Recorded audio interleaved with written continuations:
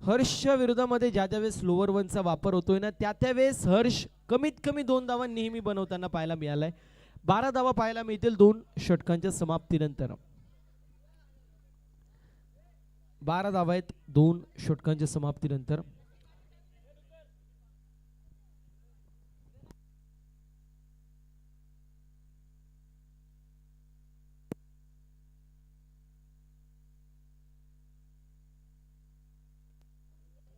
ज्या वेळेस slower one चेंडूचा वापर केलाय हर्षने एक धाव काढलीच नाहीये किंवा डॉट पण खेळला आणि नेहमी चौकार किंवा 2 धावा आपल्याला पाहायला मिळाल्यात. चांगला चेंडू आहे. डॉट बॉलची समाप्ती होती. साहिलने पूर्ण प्रकारे जीव फुंकून दिले या मॅच मध्ये ज्याप्रमाणे तो गोलंदाजी करतोय. इथे फलंदाज होईल बाद. विकास शिके संपुष्टात. Vilas back to the pavilion. New batter Rohan आपल्याला पाहायला मिळेल. ज्या रोहनने पहिल्या मॅच मध्ये 6 चेंडूंमध्ये 6 धावा डिफेंड केल्या होत्या मॅजिक 11 या संघाच्या विरोधामध्ये. असा रोहन आपण पाहतोय.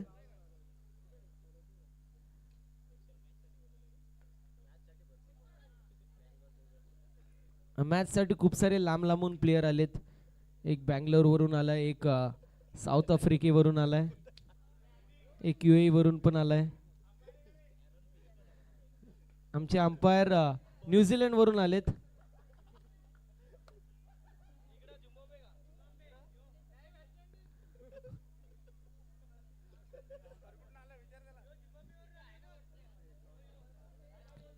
कोणी काय बोलू नका.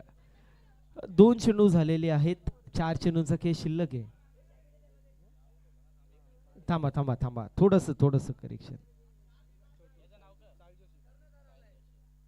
डॉट त्यानंतर 2 विकेट. 3 बॉल आणि चौथा बॉल झालाय का परत डॉट. ओके 4 चेंडू झालेले आहेत. एकही धाव खर्च केली नाही. अप्रतिम गोलंदाजी होते साहिल भोईरच्या माध्यमातून.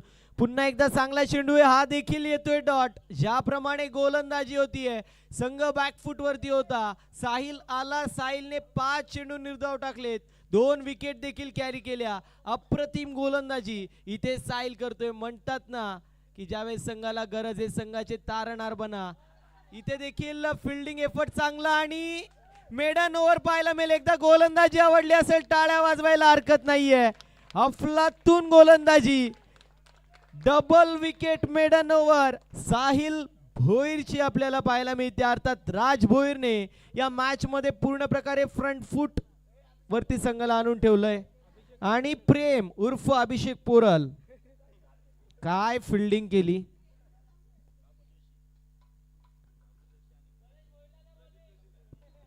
बाबू जोशी उर्फ प्रदीप आणि प्रेम.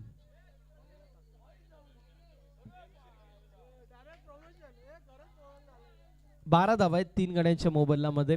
डबल विकेट मेडन ओव्हर पाहायला मिळाली. बॉलिंग मार्क वरती प्रदीप उर्फ बाबू आपल्याला पाहायला मिळतील. पहिलाच बॉल आणि नो बॉल +1 नो +1.